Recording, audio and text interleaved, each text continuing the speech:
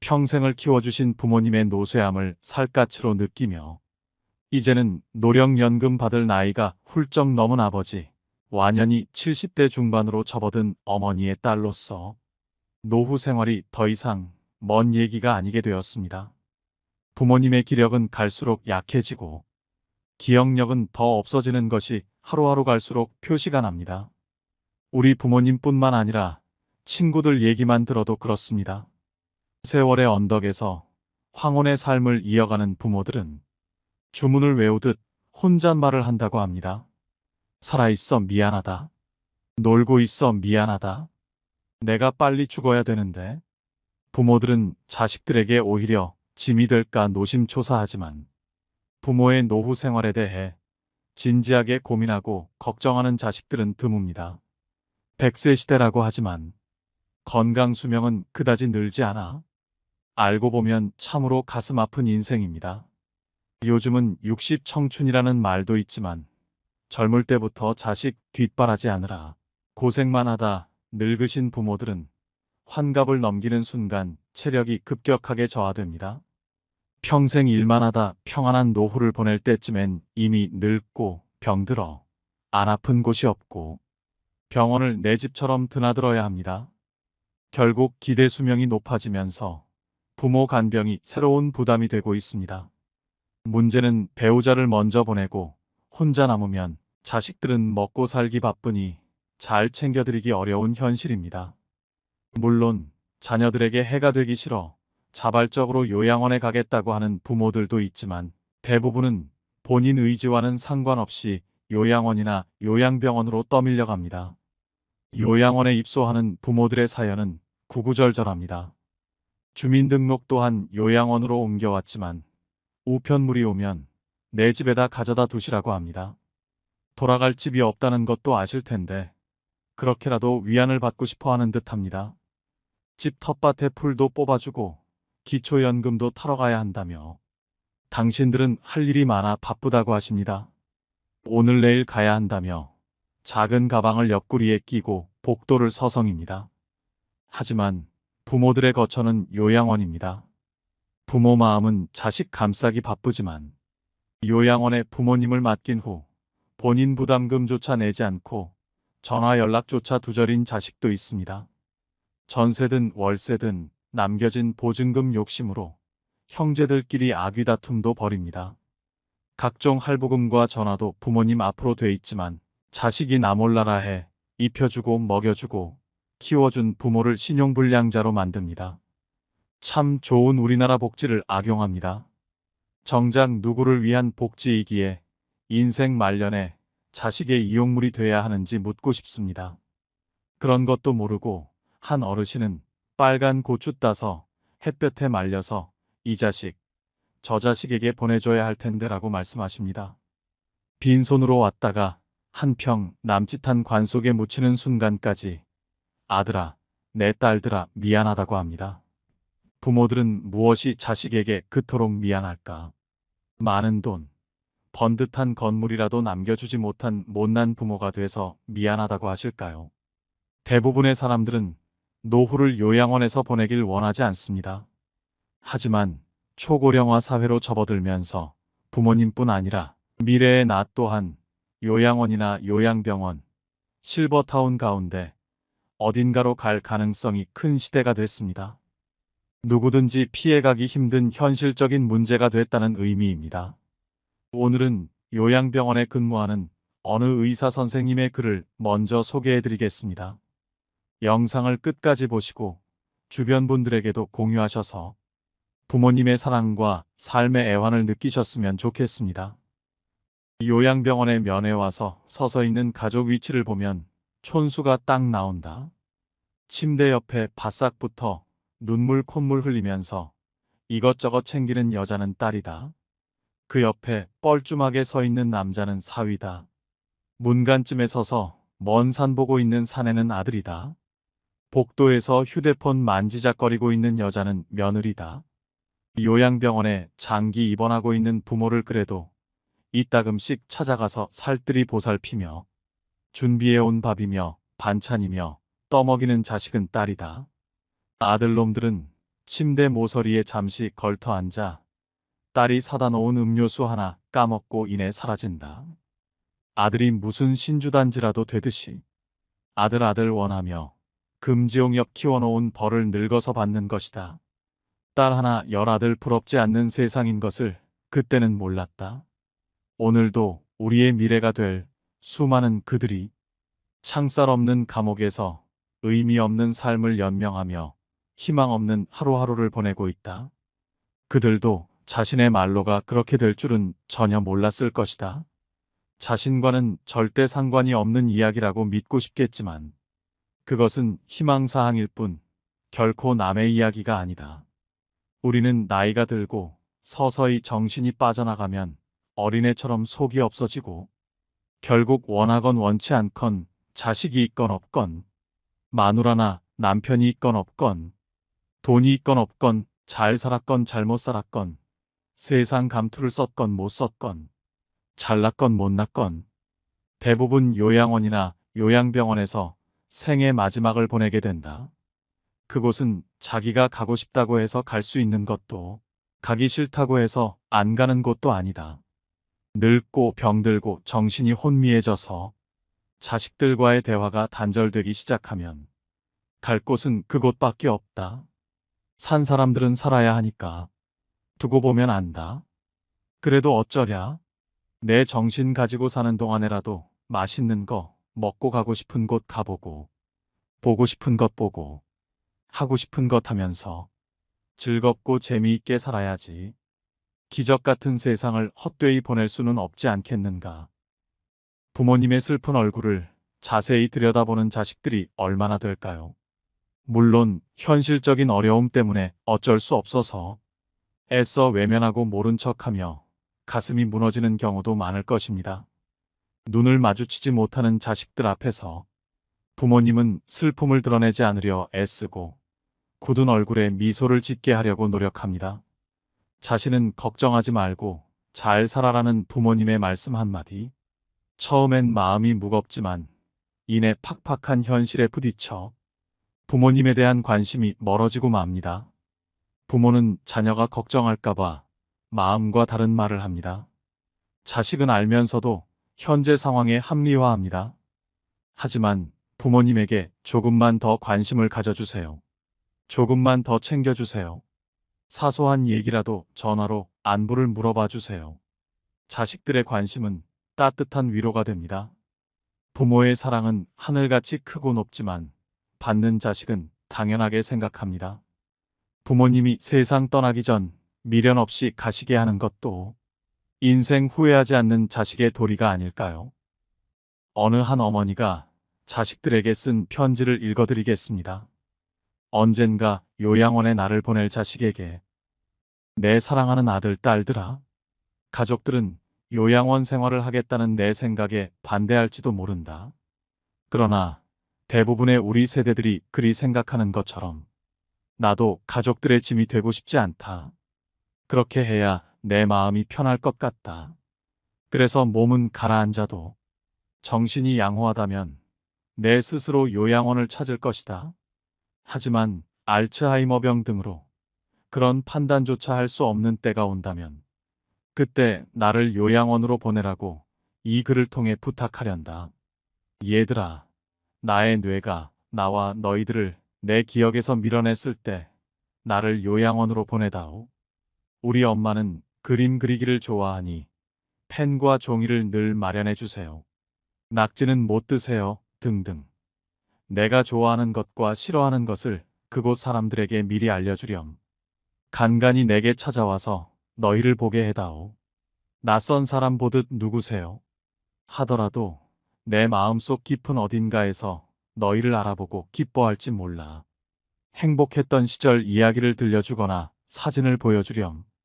비록 내가 먼 곳으로 눈을 돌린다 해도 내 영혼 어딘가에서 알아보고 즐거워할지 누가 아니. 언젠가 우리가 늙어 약하고 지저분해지거든. 인내를 가지고 우리를 이해해다오. 늙어서 우리가 음식을 흘리면서 먹거나 옷을 더럽히고 옷도 잘 입지 못하게 되면 네가 어렸을 적 우리가 먹이고 입혔던 그 시간들을 떠올리면서 미안하지만 우리의 모습을 조금만 참고 받아다오. 늙어서 우리가 말을 할 때 했던 말을 하고 또 하더라도 말하는 중간에 못하게 하지 말고 끝까지 들어주면 좋겠다. 네가 어렸을 때 좋아하고 듣고 싶어 했던 이야기를 네가 잠이 들 때까지 셀 수 없이 되풀이하면서 들려주지 않았니? 혹시 우리가 새로 나온 기술을 모르고 점점 기억력이 약해진 우리가 무언가를 자주 잊어버리거나 말이 막혀 대화가 잘 안 될 때면 기억하는데 필요한 시간을 좀 내어주지 않겠니?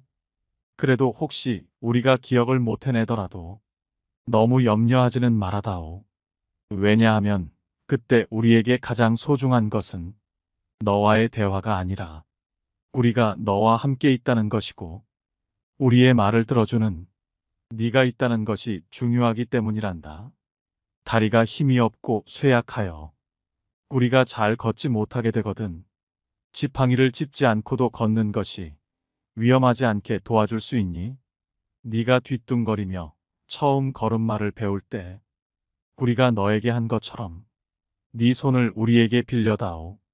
비록 우리가 너를 키우면서 많은 실수를 했어도 우리는 부모로서 줄 수 있는 가장 좋은 것들과 부모로서 보여줄 수 있는 가장 좋은 삶을 너에게 보여주려고 최선을 다했다는 것을 언젠가는 너도 깨닫게 될 것이다.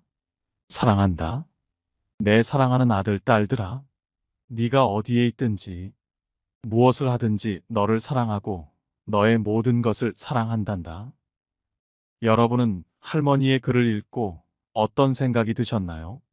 놀랍게도 치매 환자들이 자신을 잃어가는 와중에 본능적으로 지키려고 하는 것이 있다고 합니다. 바로 마음입니다. 오랜 시간 함께 해온 자식을 향한 애틋한 마음. 자신의 이름도 기억하지 못하지만 출산한 딸에게는 미역국을 끓여서 먹이고 싶은 엄마의 마음처럼 기억은 사라졌어도 사랑하고 걱정하는 마음은 그대로 남는다고 합니다.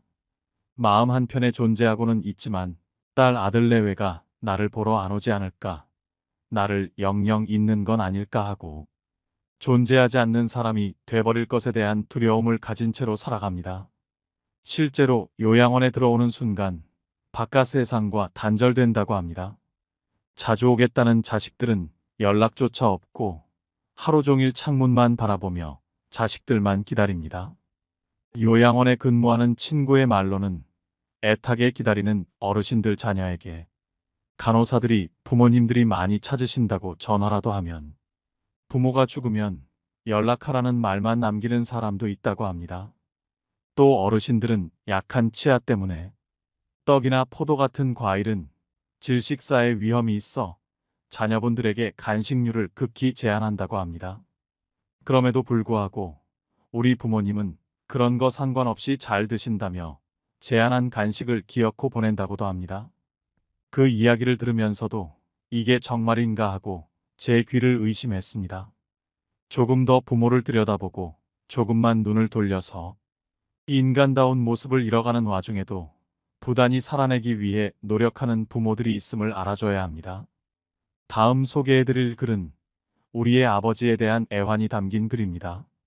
아버지는 울 장소가 없어 슬픈 사람입니다. 아버지란 누구인가? 아버지란 기분이 좋을 때 헛기침을 하고 겁날 때 너털 웃음을 웃는 사람이다. 아버지란 자기가 기대한 만큼 아들, 딸의 학교 성적이 좋지 않을 때 괜찮아, 괜찮아 하면서도 속으로는 몹시 화가 나는 사람이다. 아버지의 마음은 먹지를 한 유리로 되어 있다. 그래서 잘 깨지기도 하면서 속은 잘 보이지 않는다. 아버지란 울 장소가 없어서 슬픈 사람이다.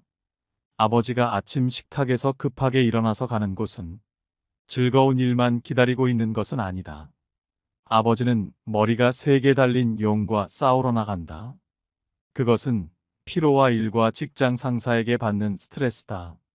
아버지란 내가 아버지 노릇을 하고 있나? 내가 정말 아버지다운가?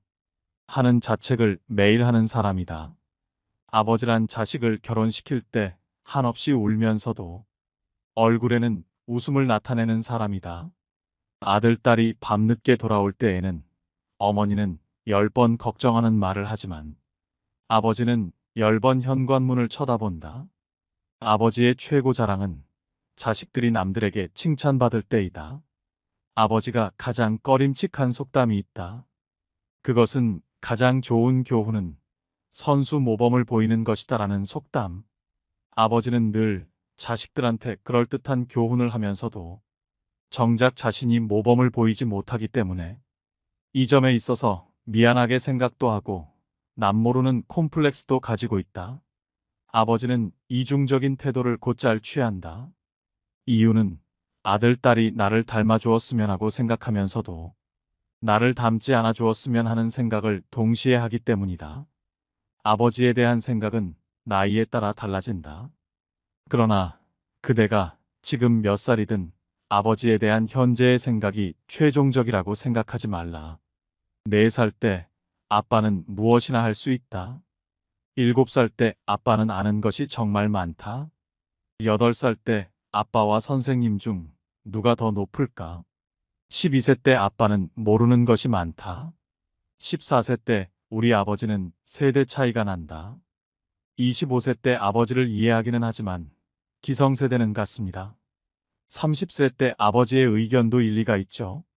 40세 때 여보, 이 일을 결정하기 전에 아버지의 의견을 들어봅시다. 50세 때 아버님은 훌륭한 분이셨어. 60세 때 아버지께서 살아계셨다면 꼭 조언을 들었을 텐데. 아버지란 돌아가신 뒤에도 두고두고 그 말씀이 생각나는 사람이다. 아버지란 돌아가신 후에야 보고 싶은 사람이다. 아버지는 결코 무관심한 사람이 아니다. 아버지가 무관심한 것처럼 보이는 것은 체면과 자존심과 미안함 같은 것이 어우러져서 그 마음을 쉽게 나타내지 못하기 때문이다. 아버지의 웃음은 어머니의 웃음보다 2배쯤 농도가 진하다. 울음은 10배쯤 될 것이다. 아들, 딸들은 아버지의 수입이 적은 것이나 지위가 높지 못한 것에 대하여 불만이 있지만 아버지는 그런 마음에 속으로만 온다. 아버지는 가정에서 어른 인체해야 하지만 친한 친구나 마음이 통하는 사람을 만나면 소년이 된다. 아버지는 어머니 앞에서 기도는 안 하지만 혼자 차를 운전하면서는 큰 소리로 기도도 하고 누구인가에게 의지한다. 어머니의 가슴은 봄과 여름을 왔다 갔다 하지만 아버지의 가슴은 가을과 겨울을 오고 간다. 부모가 되고 나이가 들다 보면 어린 시절에 부모에게 불효했던 것을 뒤늦게 깨닫고 마음 아파한다. 나도 그러했기에 자식이 나를 서운하게 하는 일이 있다 해도 이해하려 한다. 아쉬움과 후회 속에서 살아가는 것이 인생이니까. 때가 되면 식물들은 꽃과 잎을 떨굴 준비를 한다.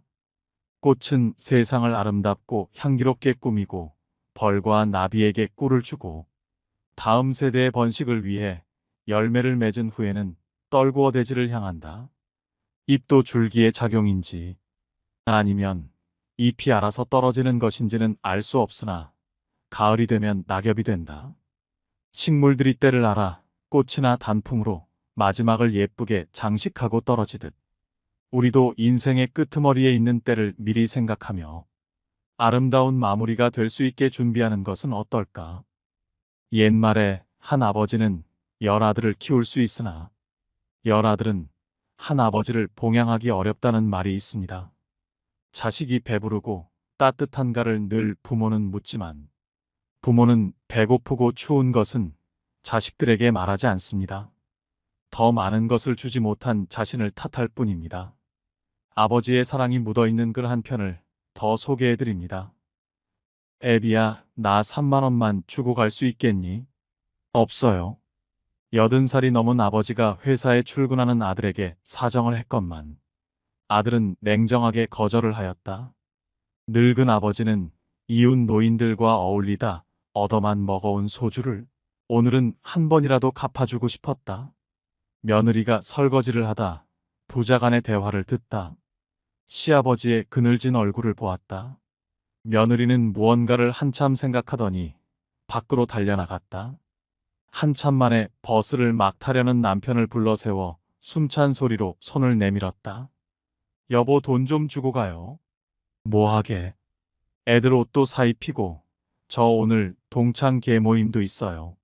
며느리는 지갑에서 5만 원 가량을 꺼내 헤아리며 담뱃값이, 차값이, 대포값이 어쩌니 하는 남편 지갑을 빼앗아 차비만 쥐어주고 집으로 돌아왔다. 그리고는 아파트 베란다에 기대 밖을 바라보는 시아버지께 돈을 몽땅 내밀었다. 아버님, 이 돈으로 드시고 싶은 소주도 잡수시고 친구분들도 오랜만에 대접해드리세요. 시아버지는 며느리가 고마웠지만 선뜻 받을 수 없었다. 너네 살기도 넉넉치 않은데 괜찮다? 애들 맛있는 거 사주거라. 며느리는 대답도 듣는 둥 마는 둥 돈을 탁자에 놓아드리고 서둘러 방문을 닫았다. 그날 밤 남편이 퇴근하고 돌아왔다. 씻지도 않고 노는 애들을 보고 왜 애들 좀 씻기지 이렇게 더럽냐? 고 말했다. 그 이튿날도 또 그 다음 날도 애들 꼴은 더러워져 가고 있었다. 새까만 손등이며 며칠 전까지만 해도 반들해하던 애들이 거짓꼴로 변해갔다. 남편은 화를 벌컥 내어 고함을 쳤다. 여편 내가 하루 종일 뭐 하길래 애들 꼴을 저렇게 만들어놔. 남편의 화난 소리를 듣고 있던 아내가 눈에 핏줄기가 서서는 화를 내며 남편에게 소리를 질렀다. 저 애들을 곱게 키워봐야 뭐해요? 당신이 아버지께 돈 3만 원도 냉정하게 거절하는데 우리 애들도 우리가 늙어서 3만 원 달래면 안 줄 거 아니에요?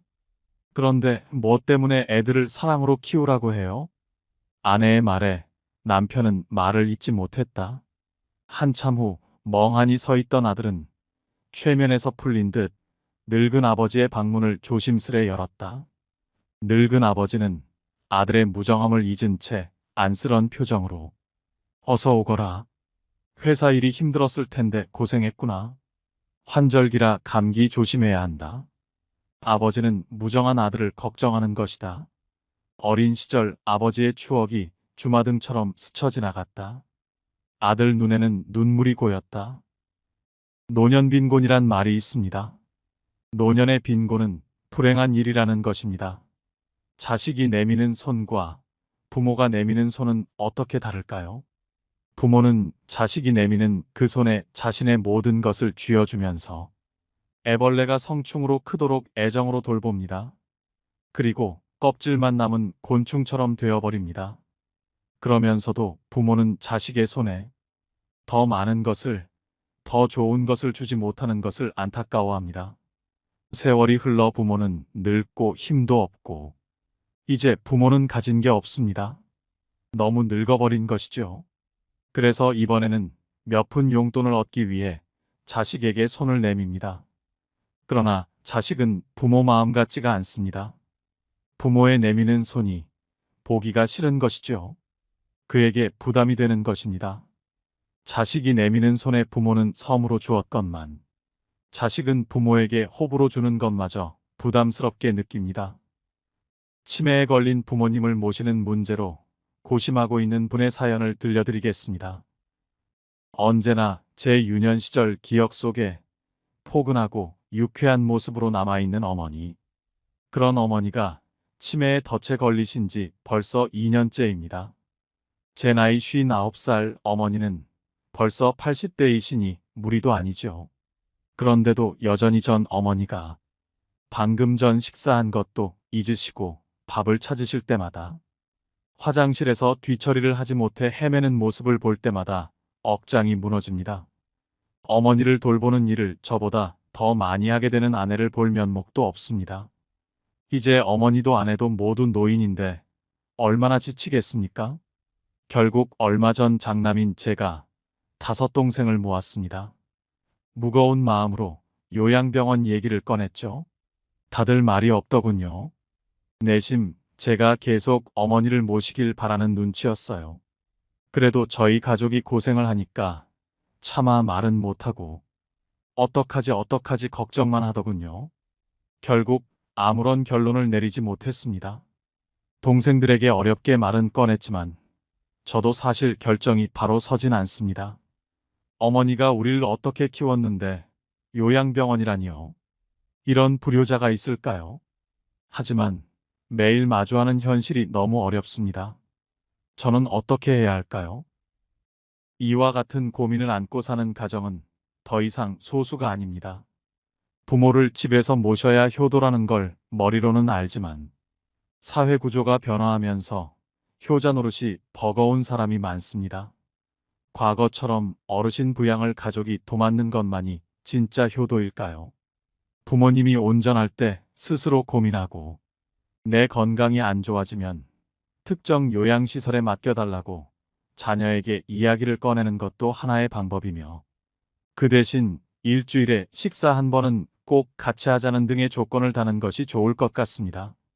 부모님 부양 방식에 대한 결정을 내리기까지 가족 내 눈치 싸움도 적지 않은 만큼 분란을 줄이기 위해 이견을 조율할 조정자를 결정할 필요도 있습니다. 상황이 나빠지기 전에 가족이 미리 협의하고 필요하다면 주 보호자를 정해 그 사람에게 결정의 정권을 맡기는 것도 좋은 방법입니다. 어쩔 수 없이 요양원이나 요양병원에 장기 입원하고 있는 부모님은 가족에 대한 그리움과 고독이 가득하실 것입니다. 마지막으로 자주 찾아가서 살뜰히 보살피고 부모님과 소통하는 삶의 지혜를 느끼시는데 도움이 되는 좋은 글을 소개해 드리겠습니다. 몇 년 전 일이다. 나와 같은 병실에 80세가 넘으신 할아버지가 계셨다. 할아버지의 병은 깊었다. 할머니는 성경을 읽으며 지극정성으로 할아버지 곁을 지켰다. 아침 저녁으로 할아버지 가족들이 병실을 다녀갔다. 네 아버지 이번엔 못 일어나신다.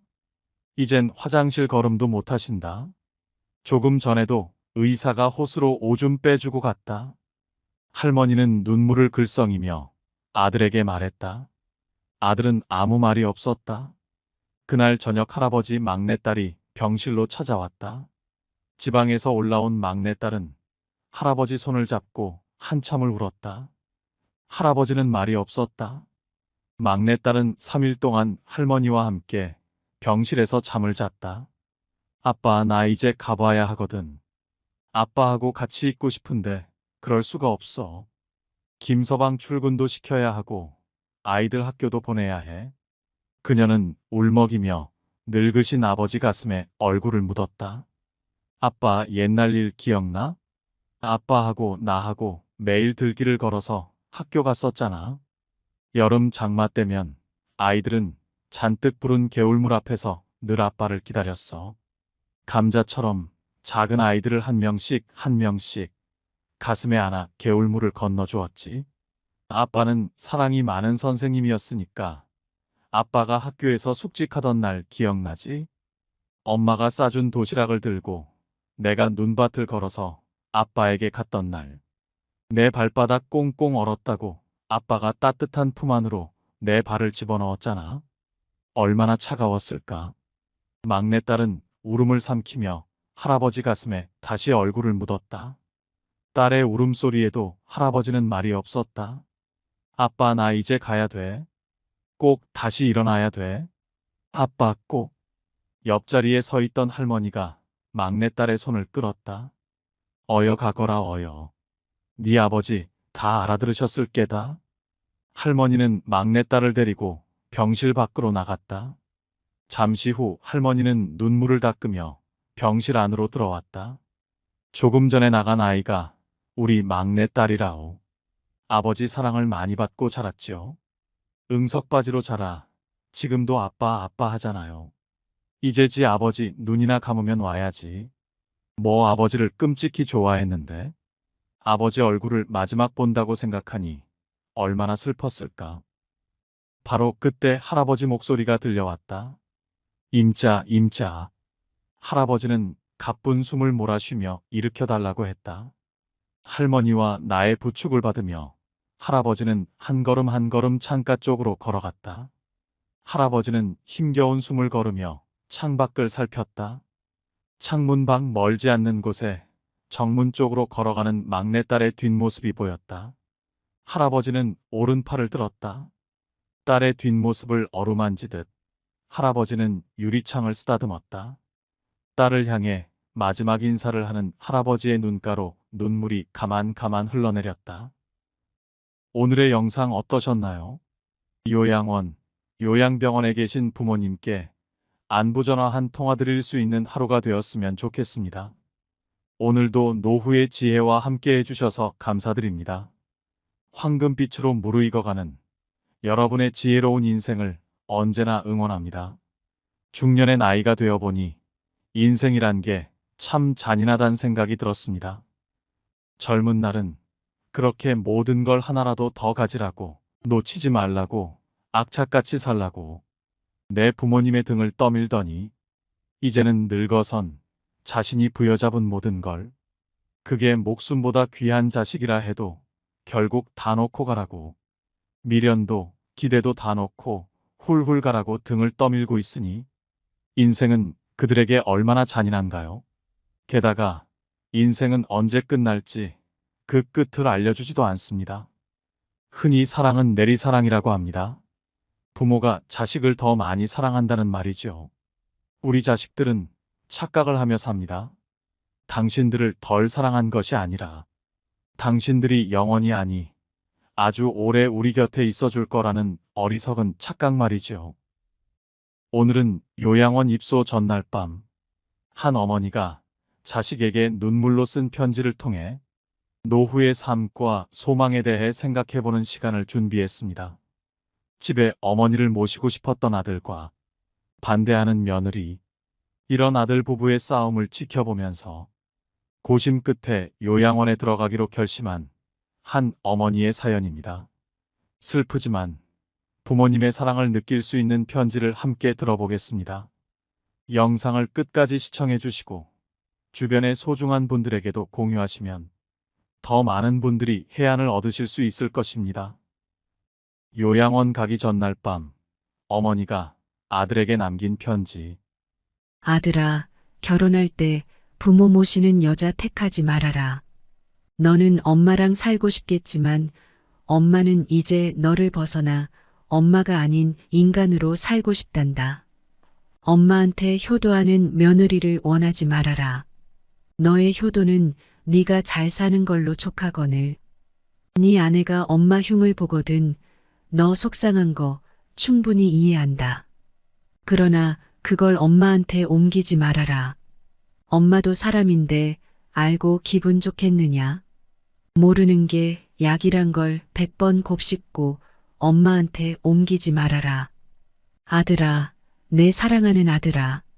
나는 널 베고 낳고 키우느라 평생을 바쳤거늘.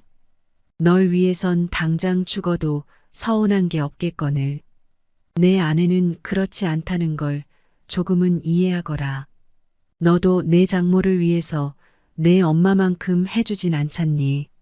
아들아, 혹시 어미가 가난하고 약해지거든 조금은 보태주거라. 널 위해 평생 바친 엄마이지 않느냐. 그것은 아들의 도리가 아니라 사람의 도리가 아니겠느냐.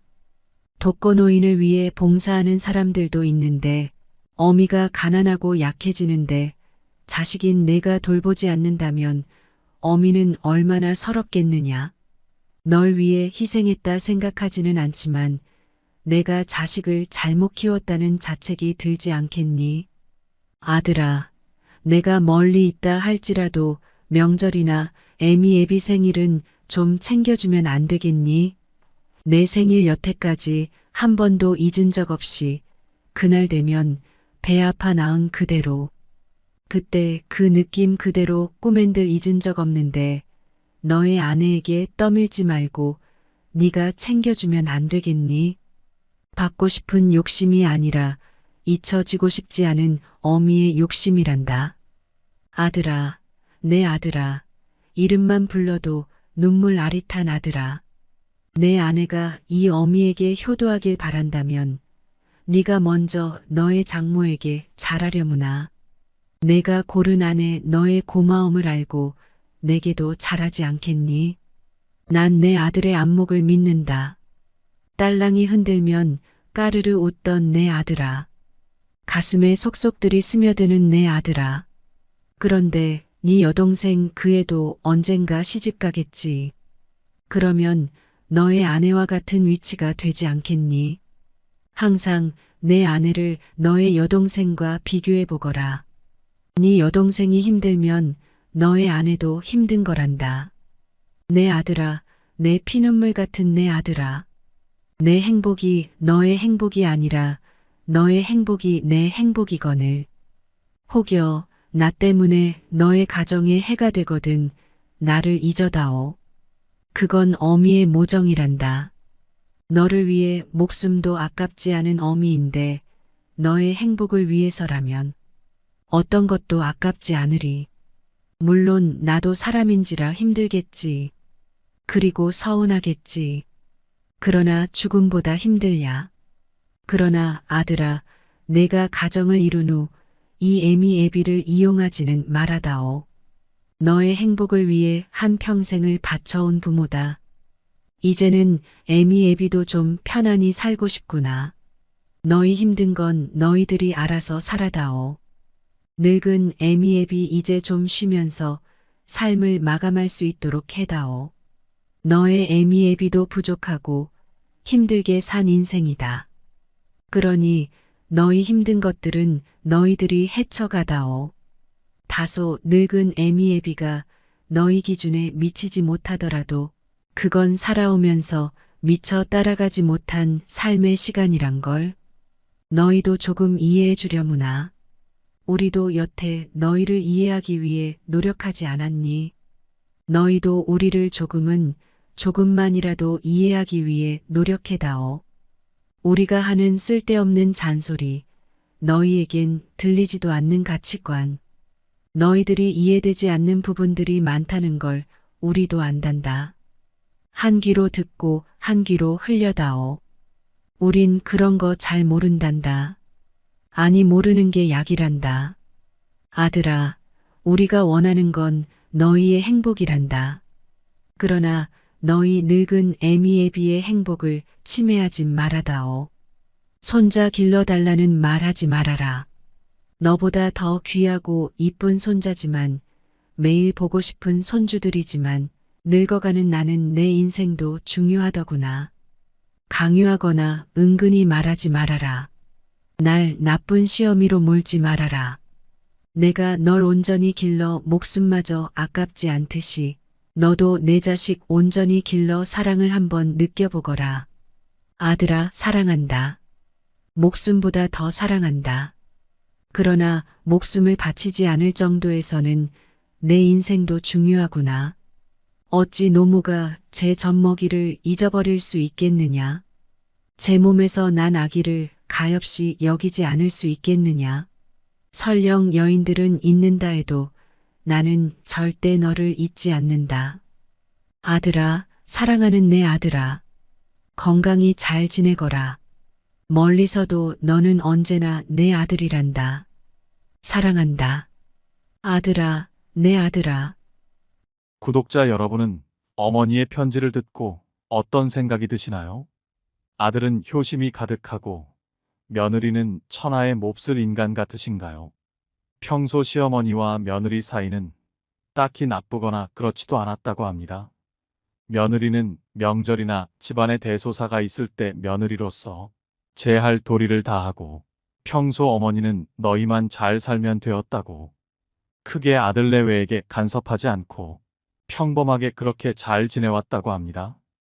어머니를 요양원에 모셔야 된다는 이야기가 나오기 전만 해도 며느리는 좋은 시어머니 만나서 이만하면 마음 편하게 지낸다는 얘기를 친구들과 남편과도 종종 했다고 합니다.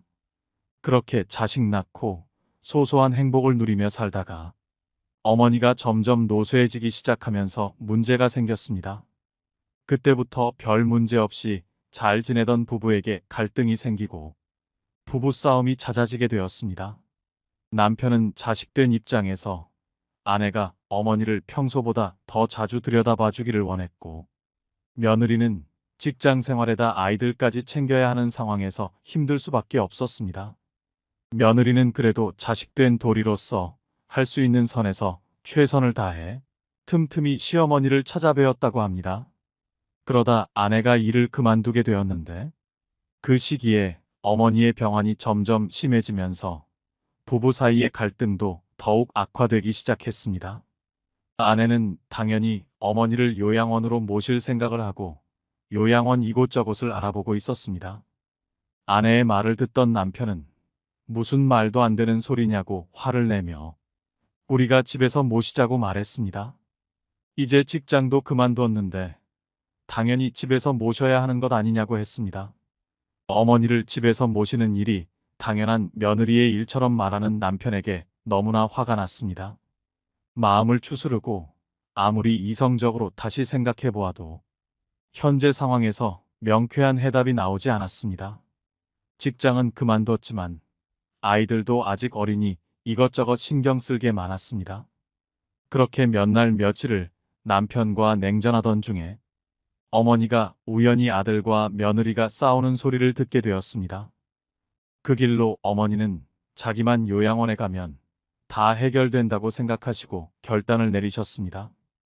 아들이 당신을 집에서 모신다고 하면서 매일같이 며느리와 싸우는 것을 본다면 부모는 돌아서서 얼마나 많은 눈물을 흘려야 할까요? 이제는 누구나 나이 들면 어쩔 수 없이 요양원이나 요양병원을 알아봐야 하는 100세 시대라고 합니다. 누군가는 그런 말도 합니다. 재수 없으면 120살까지 산다고요. 오래 살게 된 만큼 좋은 것도 많지만 이렇듯 누군가에게는 오래 사는 것이 재앙처럼 느껴질 수도 있습니다. 고령화 시대에 접어들면서 주위에서 너무 많이 만나볼 수 있는 고민입니다. 기대 수명은 100세 시대라고 하더라도 건강 수명은 그것을 따라가지 못해 70세가 넘어가면 아픈 곳이 여기저기 늘어나 병원에는 노인들만 북적거립니다. 몸은 성하지 않지만 약과 병원에 의존해 오래 살아간다는 겁니다. 게다가 자녀들도 예전처럼 많지 않기 때문에 돌아가면서 부모를 모신다거나 돌볼 수 있는 시대가 아닙니다. 다들 제 한 몸 건사하거나 먹고 살기 바쁘기 때문에 나이든 부모를 부양할 생각은 있더라도 상황이 여의치 않은 경우가 대다수입니다. 나이가 들면 여기저기 건강에 이상이 생기고 혼자서는 일상생활을 하기가 매우 어려워질 때가 찾아옵니다. 그러나 부모님 건강이 안 좋아지셨다고 해서 요양원 같은 시설을 알아보는 건 성급한 결정일 수 있습니다. 무조건 시설부터 알아보기에 앞서 현재 부모의 신체적 정신적 건강 상황이 어떠한지부터 꼼꼼히 살펴보고 상황에 따라 선택을 하는 것이 좋습니다. 고령화가 진행될수록 또 하나의 문제는 의료비 부담입니다. 우선 부모가 치매로 의심되면 병원에 가서 치매 진단을 받고 노인 장기요양 등급 심사 신청을 하여 치매 등급을 받아 치매 프로그램과 관련된 정부 보조 혜택을 받을 수 있도록 해야 합니다. 치매 등급을 받으면 요양보호사가 집으로 방문하여 부모님을 케어하는 재가 서비스를 받거나 주간 보호센터에 다니는 방법도 있습니다. 치매는 아니지만 신체적으로 쇠약해지거나 몸이 많이 편찮으신 경우라도 일단 노인 장기요양 등급 신청을 통해 요양 등급을 받도록 해야 합니다. 혼자서 지내시기 때문에 일상생활을 하기 어렵다면 특별 케어 서비스나 주간 보호센터를 갖춘 실버타운 입주도 생각해 볼 수 있습니다. 아픈 부모를 함께 살며 24시간 부양하고 돌봐드리는 것은 매우 힘들 수 있으므로 며느리의 몫이라고 생각하면 절대 안 됩니다. 혹시 집에서 모시는 경우라도 아들이 며느리에게만 맡겨놓지 마시고 서로 의논해가며 많은 부분에서 함께 해야 합니다. 또한 낮 시간대에는 간병인의 도움을 받아서 그 시간만큼이라도 며느리가 자신만의 시간을 충분히 활용할 수 있도록 해야 합니다. 그렇지 않으면 모시는 사람도 결국 지치게 되고 부부 사이 또한 나빠지게 됩니다. 집이 편안해야 집에 함께 사는 부모도 눈치 보지 않고 남은 여생을 마음 편히 살다가 가실 수 있습니다. 결국 부부간의 많은 부분을 확실하게 합의해야 하고 대화를 통해 끊임없이 소통을 해야 합니다. 어느 쪽을 선택하더라도 무엇이 더 좋고 나쁜 선택인지 정답은 없습니다. 각 가정의 상황에 따라 선택을 하되 무엇을 결정하든 상관없이 부모도 남은 인생 마음 편하고 즐겁게 살아가야 하고 자식들도 자식들 인생 행복하게 살아가야 한다는 것 절대 잊으면 안 됩니다. 어머니의 편지를 한 번 더 들으면서 영상 마무리하겠습니다. 오늘도 노후의 지혜와 함께 해주셔서 감사드립니다. 황금빛으로 무르익어가는 여러분의 지혜로운 인생을 언제나 응원합니다. 요양원 가기 전날 밤, 어머니가 아들에게 남긴 편지. 아들아, 결혼할 때 부모 모시는 여자 택하지 말아라. 너는 엄마랑 살고 싶겠지만 엄마는 이제 너를 벗어나 엄마가 아닌 인간으로 살고 싶단다. 엄마한테 효도하는 며느리를 원하지 말아라. 너의 효도는 네가 잘 사는 걸로 촉하거늘. 네 아내가 엄마 흉을 보거든 너 속상한 거 충분히 이해한다. 그러나 그걸 엄마한테 옮기지 말아라. 엄마도 사람인데 알고 기분 좋겠느냐? 모르는 게 약이란 걸 100번 곱씹고 엄마한테 옮기지 말아라. 아들아, 내 사랑하는 아들아. 나는 널 베고 낳고 키우느라 평생을 바쳤거늘. 널 위해선 당장 죽어도 서운한 게 없겠거늘.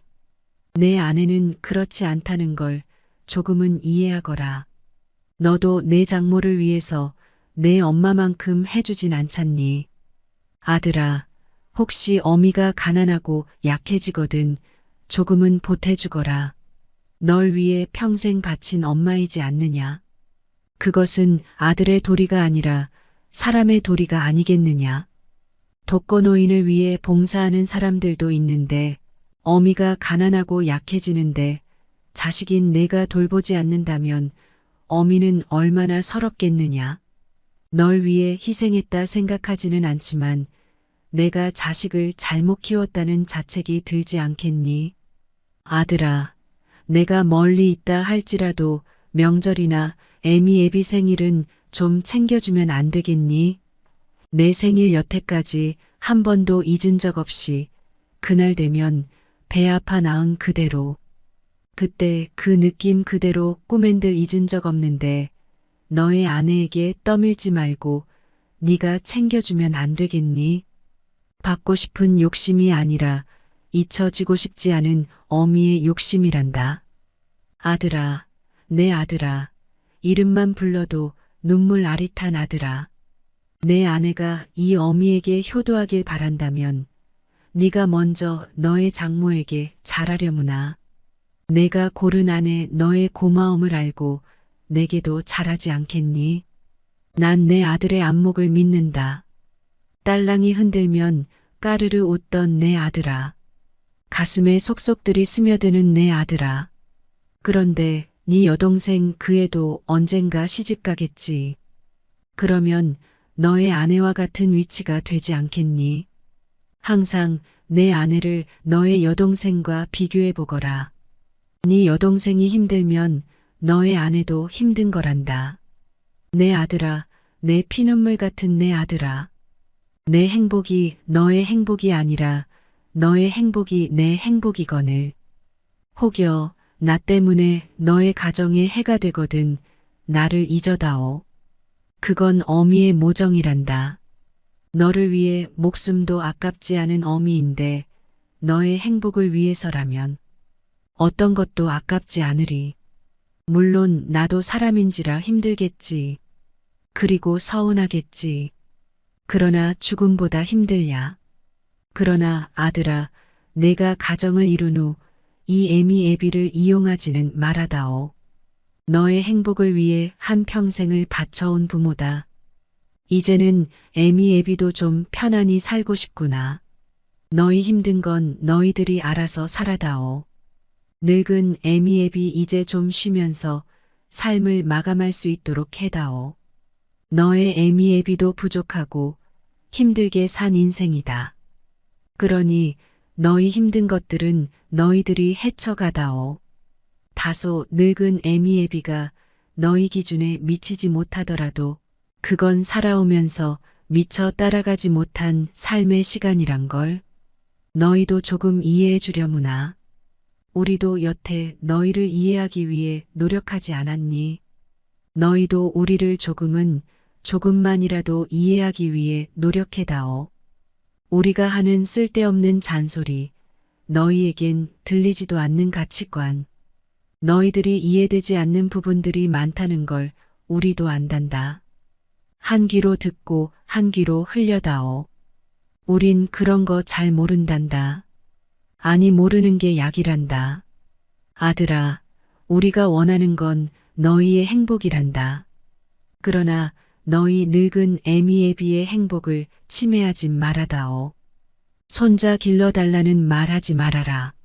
너보다 더 귀하고 이쁜 손자지만 매일 보고 싶은 손주들이지만 늙어가는 나는 내 인생도 중요하더구나. 강요하거나 은근히 말하지 말아라. 날 나쁜 시어미로 몰지 말아라. 내가 널 온전히 길러 목숨마저 아깝지 않듯이 너도 내 자식 온전히 길러 사랑을 한번 느껴보거라. 아들아, 사랑한다. 목숨보다 더 사랑한다. 그러나 목숨을 바치지 않을 정도에서는 내 인생도 중요하구나. 어찌 노모가 제 젖먹이를 잊어버릴 수 있겠느냐? 제 몸에서 난 아기를 가엾이 여기지 않을 수 있겠느냐? 설령 여인들은 잊는다 해도 나는 절대 너를 잊지 않는다. 아들아, 사랑하는 내 아들아. 건강히 잘 지내거라. 멀리서도 너는 언제나 내 아들이란다. 사랑한다. 아들아, 내 아들아.